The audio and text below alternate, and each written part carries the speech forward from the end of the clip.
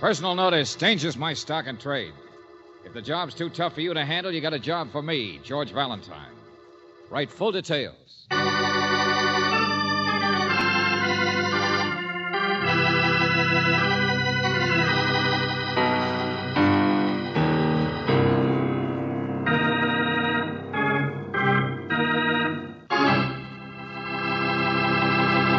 Greetings, mystery lover. Welcome to another George Valentine adventure, better known as Let George Do It. I think we have a real George story for you, even though the title may do nothing for your goosebumps. It's called The Sedan from the City, which I must admit is kind of mild. However, it all takes place on Halloween, which is something at least. And even though it might not be Halloween where you are, I think this story, with its goblins and its witches and stuff, should kind of scare 'em your harem.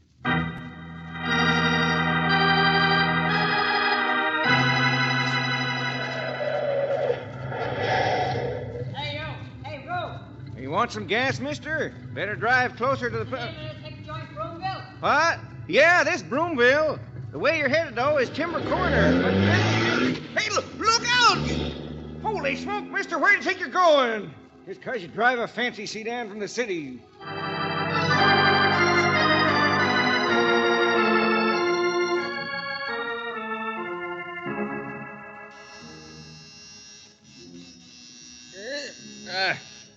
Yeah, I know. I heard your car. Heard it drive up. I'm coming. Oh, shoes now. Where to put those? All right. Just a minute. Wonder who it could be. Yeah, I bet I'm going to be surprised. Now, wait a minute. I got a little surprise for you, too. Don't go away. Just take a minute. Yeah, big sedan. Whose car is that, for gosh sake?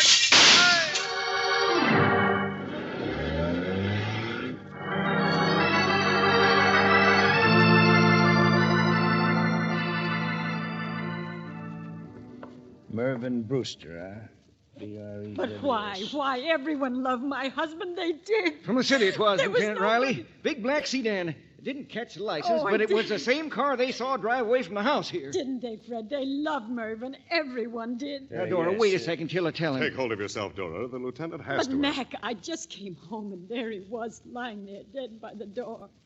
I'd been out visiting. I wanted him to go with me. It's such a beautiful night. But when I Mrs. came Brewster, home... please, we've got to work fast. Several people spotted the strange car, and Fred, in the service station, couldn't you see what the man looked like? Well, a dark hat, Lieutenant.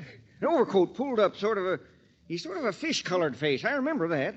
Little skinny shrimp, I'd guess, and he had a funny eye, sort of pushed out of place. Scarred, I guess. Why, Merv didn't know anyone Well, like we'll that. radio the highway patrol. They're setting up roadblocks. There's never been anyone like that in Broomville. That's right, Lieutenant. People love Merv. He was the nicest man in the world. Yes. Why would anyone like that from the city just come out and shoot Now, him? Mrs. Brewster, Here, Lieutenant, please. I'll take care of it. Yeah, thanks, sister. Huh? Miss Brooks, what in the name of heaven are you... Come on, Mrs. Brewster, we'll go. Wait a minute. What are you doing here? Well, I came with George, naturally. But what... Who sent for him? Come on. What's going on here tonight? Who sent for Valentine?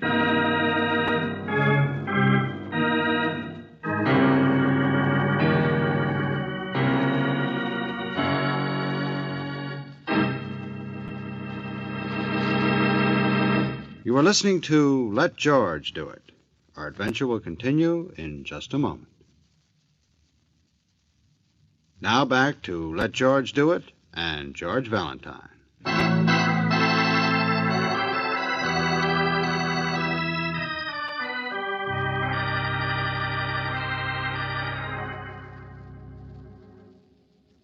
Everybody loved him, Mr. Valentine. That's why I called you so quick. I didn't know the city police would be called in, too. Okay, Fred, so you phoned me. Well, you see, Dora come home and found Merv. Went to the nearest neighbor, first place down the other road from Timber Corner. Only that's old Fonville. He wouldn't help his dying mother. So she called McKenzie. Wait a minute. Let me get these people straight. McKenzie, he's in there in the other room. You saw him. Merv Brewster's assistant down at the factory. Whisk Broom, Merv called him. Gosh, Merv always had a funny word. What's this factory you're talking about? Brewster's Brooms. Haven't you heard of them? Sweep the skies, sweep the world. Yeah, that's Merv. Well, it's his factory, and this is his town. Gosh, he built the whole You mean thing. the chubby man in the suspenders in there who's dead, Merv Brewster? You mean he owned a factory? Well, sort of one. But it don't make him no rich man. He never cared about profit, just for the good of the town. See, practically everyone here works in the... Okay, I understand. Brewster's brooms. But you didn't work for him. You own a service station, so where do you fit in? Well, but Merv's my cousin, don't you understand? Gosh, I'm the only relative he had. Always a joke for everybody. And you should have seen how the kids loved him. And then an hour ago comes a big Sedan from the city, and this He stranger... didn't know anyone in the city, Fred. Huh? This is Mackenzie. You saw him. Hello, Mr. Valentine. I suppose it's confusing when you Yeah, first... sure, of course it is. Every murder is. Until it's solved. Merv was a genius in his own way, you know. He drew his own labels. Witch riding on a broom is the trademark. Made up his own slogans. Rebuilt a barn for a factory all by himself. Sort of a rustic one-man band. Okay, I get the idea. Now, that's the real mystery, isn't it? The town Santa Claus gets murdered. A man you say everybody loved. Do you blame us for being surprised? Being shocked? Yelling for help? There's no one in Broomville with a fish-colored face and a bad eye who drives a big black sedan. It looked like one of them armor-proof jobs you see in the movies. Mr. Mackenzie, your boss or your partner, whatever it was, he must have done business in the city. Maybe he had enemies there. No, he didn't. Merv was born in Broomville, Mr. Valentine. Born and raised. Married 27 years. Didn't no children himself, but 20 times a godfather. Now, look, somewhere there's got to be somebody who didn't No, like I this tell guy. you there isn't. That's why you're here. To solve a riddle that's impossible. Uh-huh. Impossible. But it happened.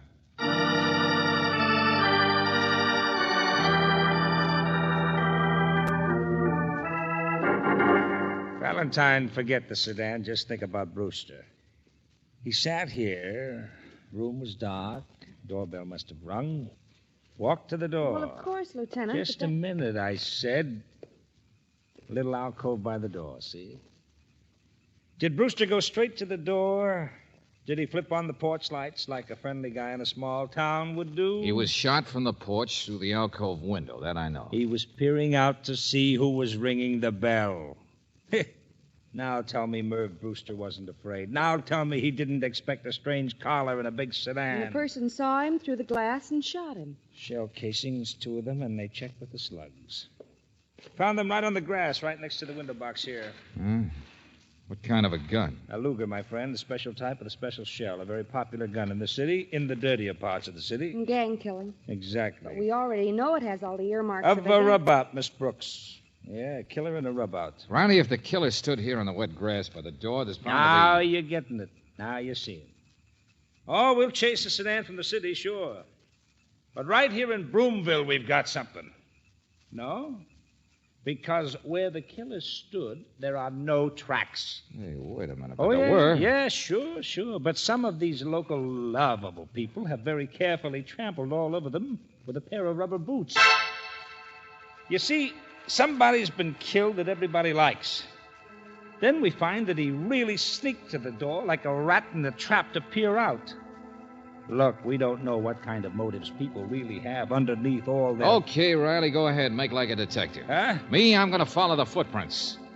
The footprints of the rubber boots that spoiled the killer's tracks.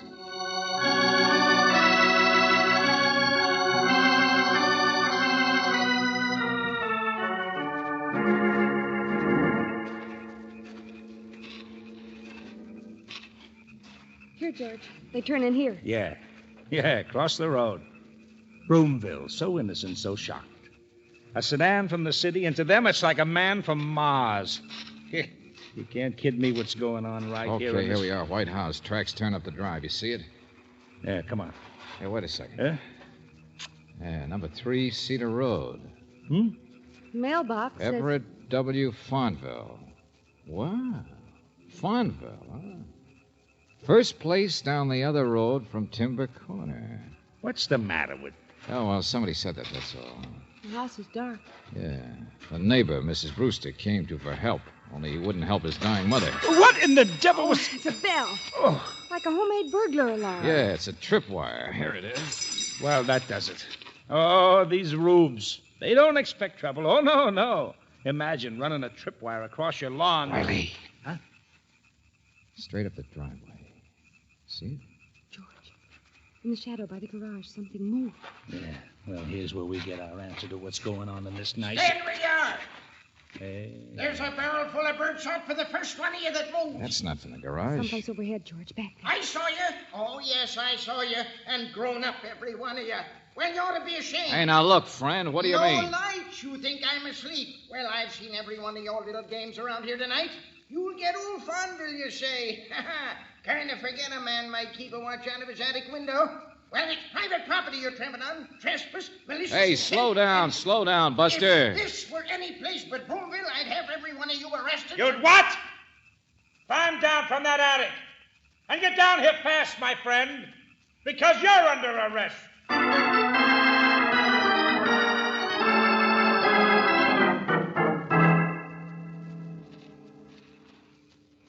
So Mervyn Brewster was murdered. Huh. That's too bad. But I don't know anything about it. Is that so, Mr. Fonville? I've hardly met the man. You what? But everybody in town... here I'm seems to- not from this town, lady, though sometimes I wish I were. Far from it.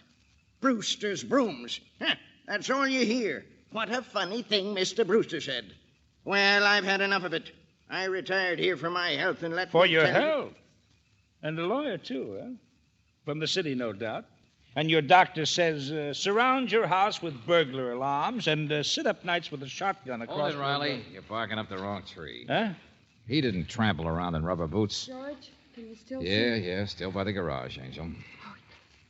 There's somebody else here, all right, Riley. What? No, wait a minute. I'll do this. I don't want you embarrassing yourself anymore, barking at all the wrong things at the wrong time. Valentine, what are Saying the small town must be up to something mysterious tonight. Broomville, where the trademark is a witch on a broomstick. George, right Uh-huh. there. Know who it is, Riley? Wearing great big boots and sneaking around? Oh, I know. We've still got a crime to solve. Only tonight it's going to be a lot tougher than you ever figured. Well, who is it? Who is it? Take it easy now. It's only a little short guy carrying his head under his arm. Huh? But the head is a pumpkin. And the rubber boots are his father's. What? It's all right, Sonny. Come on out. The man here comes from the big city. He just forgot the date, that's all. Trick or treat, sir. Yeah, Riley. It's Halloween.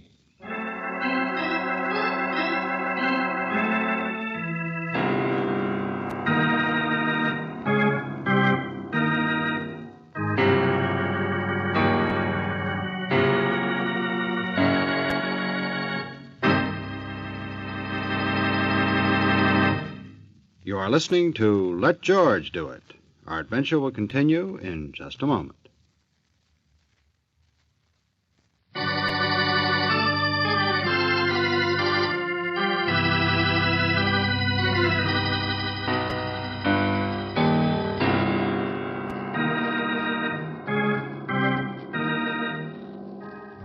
And now, back to George Valentine.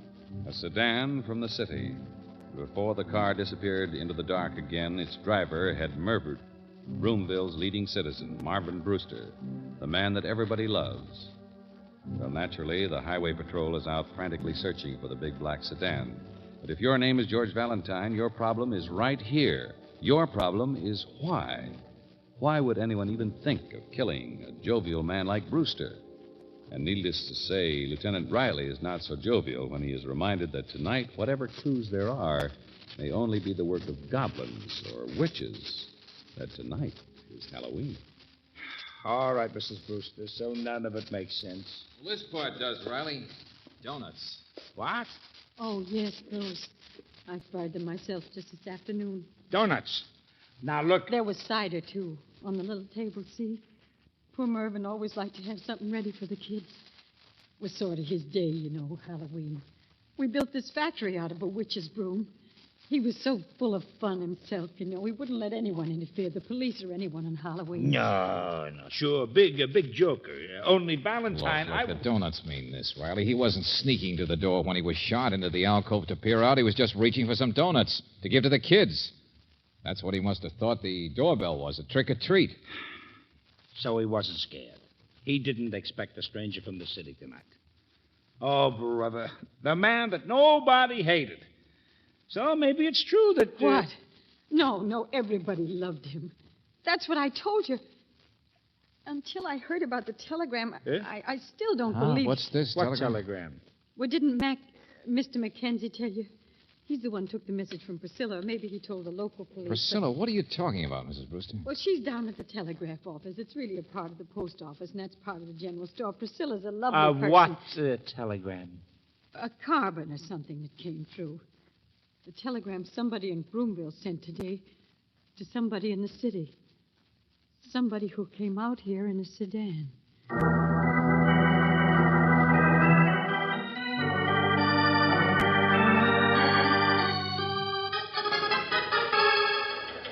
Who sent this?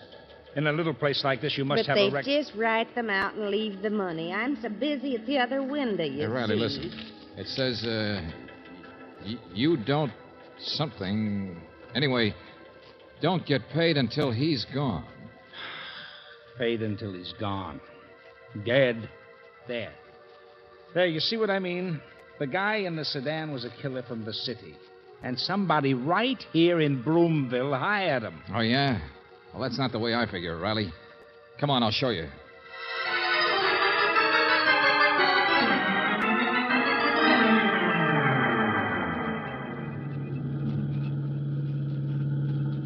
Okay, here we are, Timber Corner. Now, give me your flashlight. What in the world? Riley, what's the Brewster's address? Huh? Well, the house on Cedar Lane beyond the corner. That's what I phoned my crew and wrote in the report. Sure, but you've never been here before. You came out with a native cop. He wouldn't notice. But look at the street sign, you idiot. Take a look at that. Wait a minute. Get out of the way. Huh? Right here, Miss Brooks, cutting out paper dolls. You check at the newspapers, Brooksy? You asked me to look up Mr. Farnville, George. It's true he's a lawyer from the city, sort of a big-time ambulance chaser. Uh-huh. Now, Riley, I said there was another way. Even the telegram could work. It didn't have to be sent by somebody from town, did it? Huh? Gangland stuff. Somebody might have spotted the victim and wired the killer how to find him. Hey, I'm beginning to get you. Yeah. And this street sign is loose, all right. Don't you remember Farnville's mailbox? It said Cedar Lane. George, the street sign... Sure. It turns. Now, which street is which? First house beyond the corner. The oldest Halloween trick in the book. Changing street signs. So maybe Merv Brewster didn't have any enemies. Just a big, loud, lovable guy who was so crazy about Halloween that by some kid's prank, he died for it. Farnville. He was the one they meant to kill. Come on.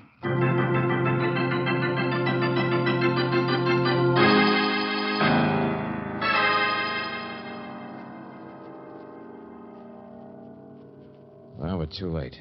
He's dead. That was the same gun. Same empty shells. It all must have been the same. Came to answer the door Yeah, and... that's right. 2 shots.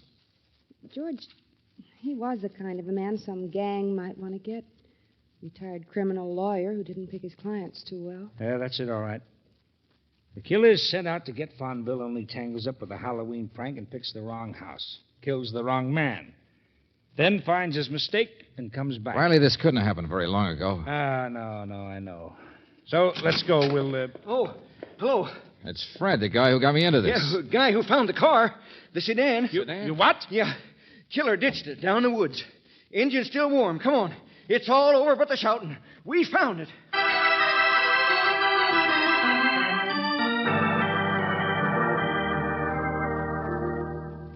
Not surprising you ditched it, sir. We got 100 patrol cars out on the highways, roadblocks set up at every It's the crossing. same sedan. I'm sure of that. I'm positive. Not going to be easy to trace, neither. There's no registration. The or driver any- will be easy to find.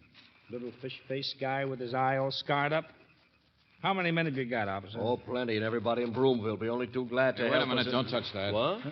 There won't be any fingerprints, Valentine. We know he was wearing a hat, an overcoat, and probably gloves. Yeah. Well, I was looking for something else, but I can't find it. Oh, now don't you start playing detective. We'll get him. This is Broomville. And we're going to sweep the woods for a killer. All right. But remember, it's still Halloween.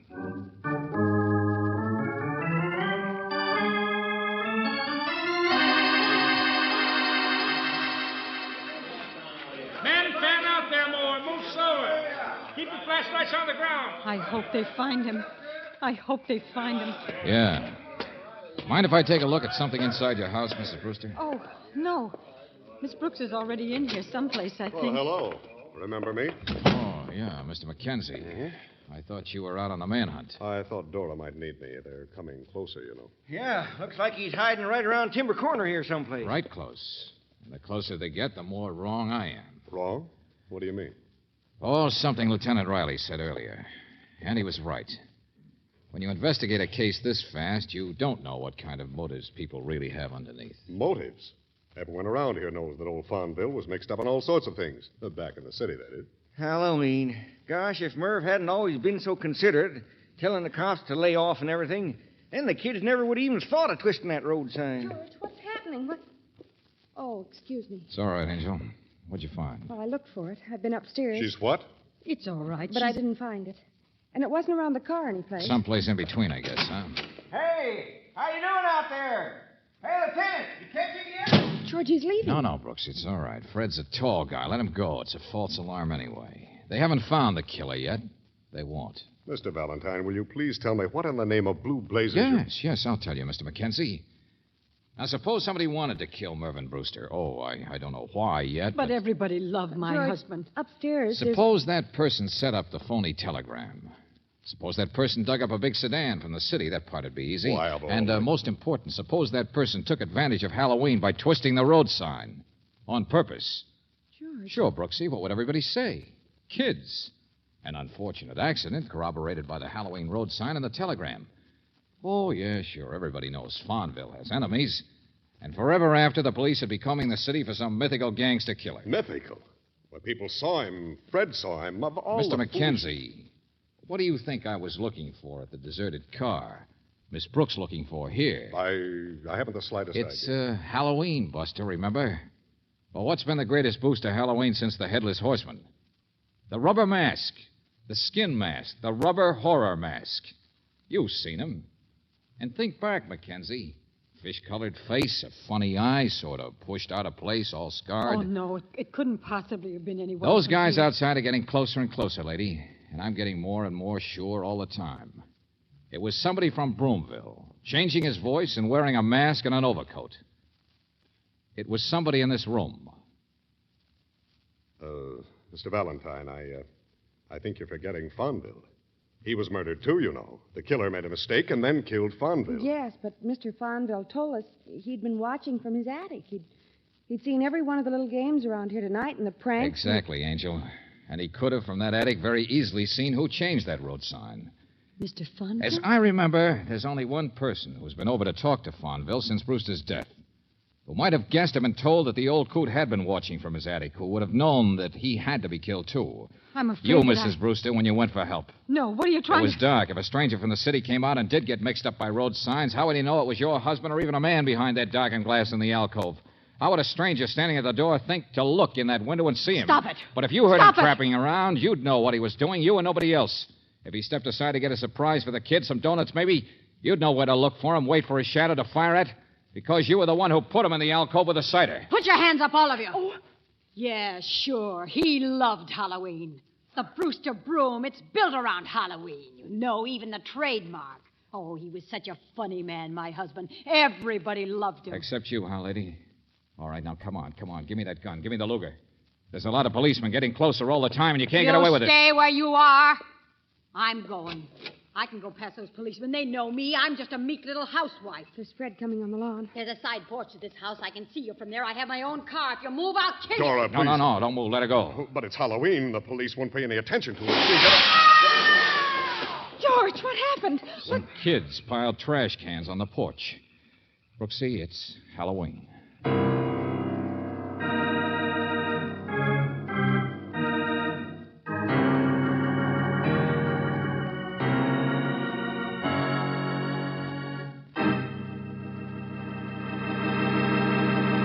Back to the conclusion of our Let George Do It adventure in just a moment.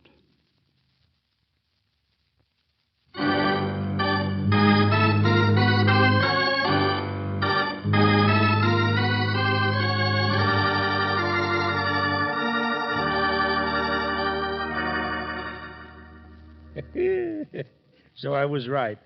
You see, Valentine, we don't know how people really feel underneath. There she is, married for 27 years to a perfectly nice guy. Oh, just a minute, Lieutenant. It must have worked both ways. Huh?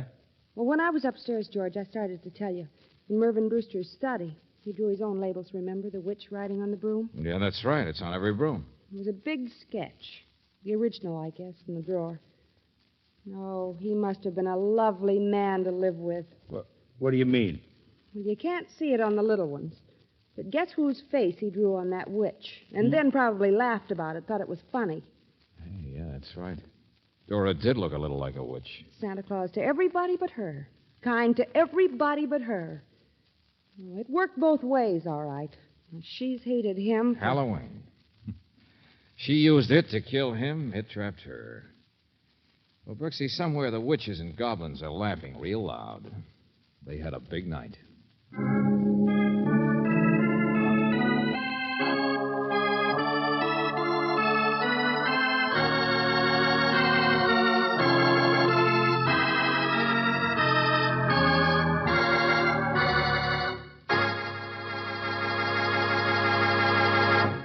You have just heard The Sedan from the City, another Let George Do It adventure. Robert Bailey was starred as George Valentine, with Virginia Gregg as Brooksy. David Victor and Jackson Gillis wrote the story, with music by Eddie Dunstetter. Now, this is yours truly, inviting you to another visit with Valentine, when you will again hear what happens when you let George do it.